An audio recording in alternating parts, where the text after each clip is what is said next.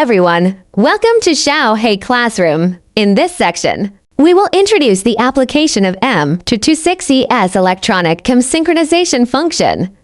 First of all, we need to configure the axis in the hardware configuration first.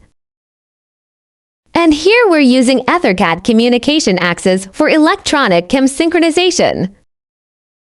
Use the imaginary axis as the spindle and the A for N servo drive for the slave axis. Double-click the CPU 200 on the rack in the Properties interface.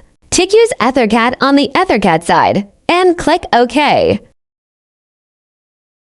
After finishing, add the EtherCAT bus, and then select the slave we want to connect under the device directory on the right, and drag it directly to the EtherCAT bus.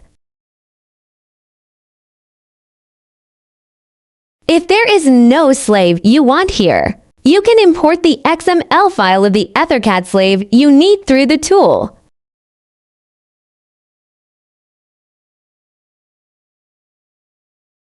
After completion, the imported slave will appear under EtherCAT's slave directory, and you can drag and drop it onto the EtherCAT bus. The EtherCAT slave added here will be used as an electronic chem synchronized slave. Double-click the slave below to configure the slave. This interface can be set according to needs. And then tick the Expert Enable Setting interface to configure the PDO parameters. This contains a set of input PDO and a set of output PDO. Each group contains 4 sets of parameters, and the corresponding PDO content can be added below each set of parameters. The PDO parameters necessary for communication have been added to the default description file of the A for N servo drive. If you still need to add parameters, you can add them in the corresponding PDO group. If there are unnecessary parameters, you can also delete them directly. The added PDO parameters will appear on the I/O mapping side. Note that the address of the V area will be assigned to our PDO parameters. This address of the V area can also be changed. When changing, you must first change it to the address of the V area. That is not used here before the change can be successful. It is also important to note that these vZone addresses should not be used anywhere else in the program, as the control of the axis depends on these addresses. On this interface, you can add startup parameters. For the parameters that only need to be initialized and assigned, you can add them here. After the configuration is completed, just click OK. Then click the Axis Configuration wizard, add the axis and configure the axis parameters. A for N is the communication axis, so double-click or right-click the Add Axis in this place to add a communication axis. The communication axis has been added, and the axis parameters can be configured on the right interface. Axis types, dimensional conversion relationships, and speed limits and limits can be configured. Here you can see the addresses of our axis map, which are the addresses in our PDO just now. Then we also create an imaginary axis and let it act as the main axis to drive our slave axis to synchronize. The parameters of the imaginary axis can also be set on the right interface.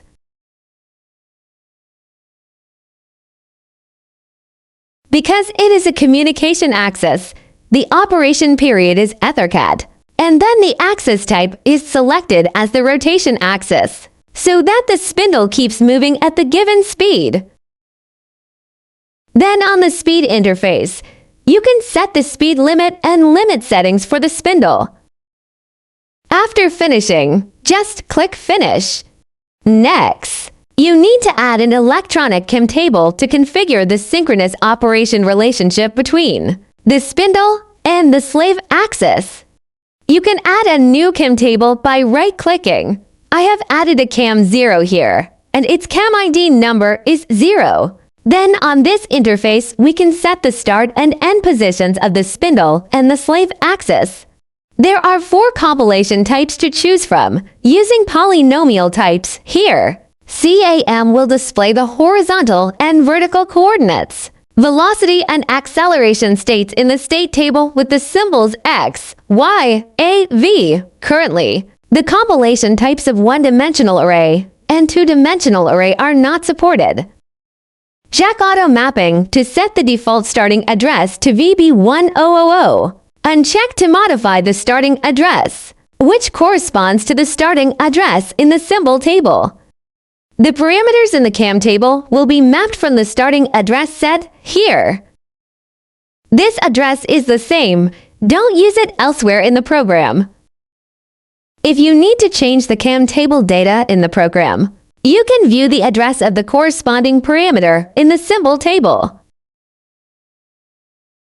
You can see that the start and end positions of the leader-follower axis, the number of key points, and the position of each point are assigned V-zone addresses. Then you can add the key point on the CAM interface. The start and end points of the point will be the start and end positions of the spindle, and slave axis we configured by default.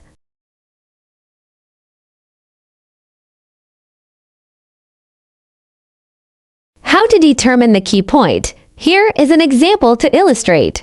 The T1 interval is 0-60 degrees, which is the acceleration and deceleration interval from the axis.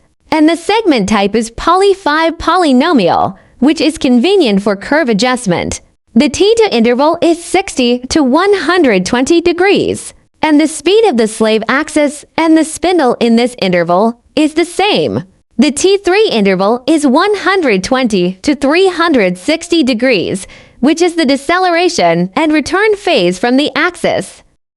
The position of the spindle has been determined. Then calculate the corresponding position of the slave axis below. Here is the graph with the x-axis being the spindle position and the y-axis being the slave speed. The height can be considered as the variation delta y on the y-axis. Area displacement from axis equals main axis distance asterisk Vx. Vx equals 1 represents the speed of the synchronization area, and the speed of the spindle and the slave axis is the same. T1 acceleration interval, when the main axis position is equal to 60. The slave axis position is equal to 61/2 equals 30, equivalent to the area of the T1 region. So when the spindle position is equal to 60, the corresponding slave axis position is 30. T2 is the synchronization area, the position of the slave axis. At the end of the synchronization area is the area of the T1 plus T2 area, that is 30 plus 60 equals 90. So when the x-axis position is 120, the from-axis position is 90. T3 is the deceleration zone, when the maximum position 100 is reached from the shaft speed to 0. The spindle position at this time is 103,060 asterisk 2 plus 120 equals 140. After the configuration is completed, we click Finish. Then we write the synchronization program in the program.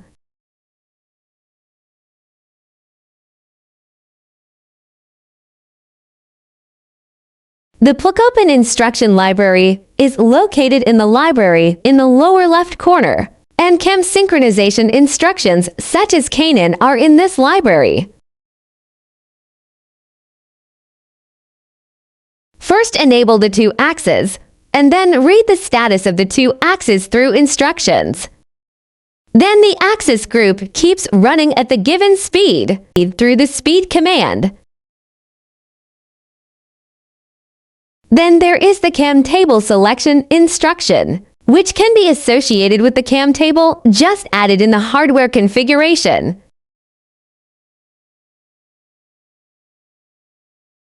Here is the instruction pin description.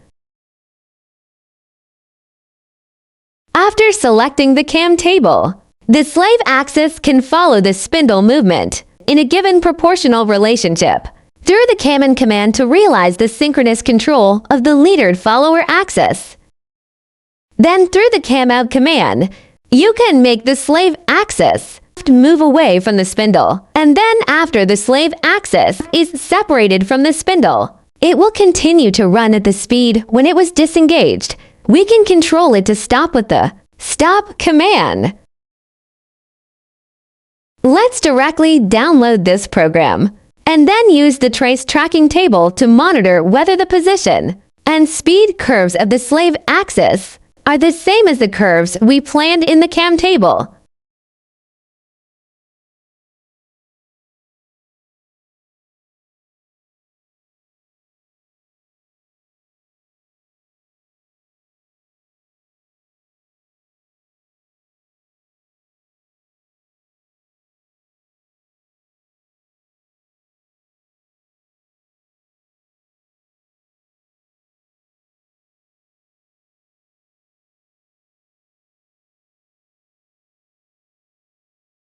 We can see that both the spindle and the slave axis have been enabled, and then they are in this standstill state. And then the leader follower axis are at the origin position.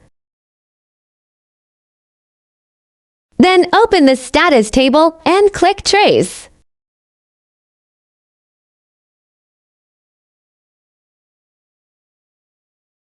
Then in this interface, we can configure the variables we want to collect curves.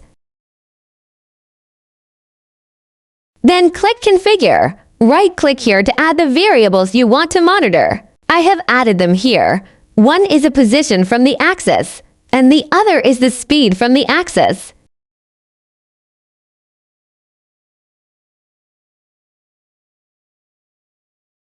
The two variables are set with different names and the color of the curve is distinguished. Then I added two charts below. The first chart shows the position from the axis, and the second chart shows the speed curve from the axis.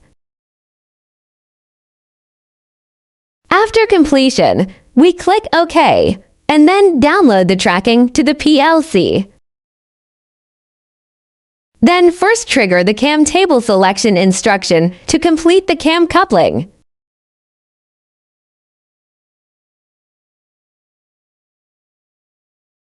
Then make the spindle run at the given speed. You can observe whether the position of the slave axis and the speed curve of the slave axis are moving according to our hardware configuration planning. The periodic cam movement set in the program is performed, so after completing one cycle, the cam movement of the next cycle will continue.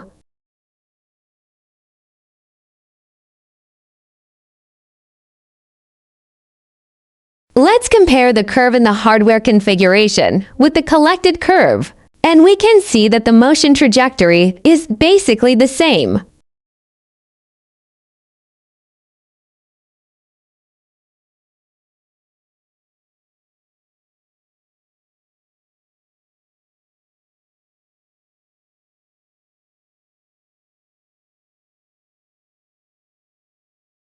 For example, this cycle shows the acceleration phase, and then runs at a constant speed in sync, then decelerates to 0, and then runs in reverse back to the origin.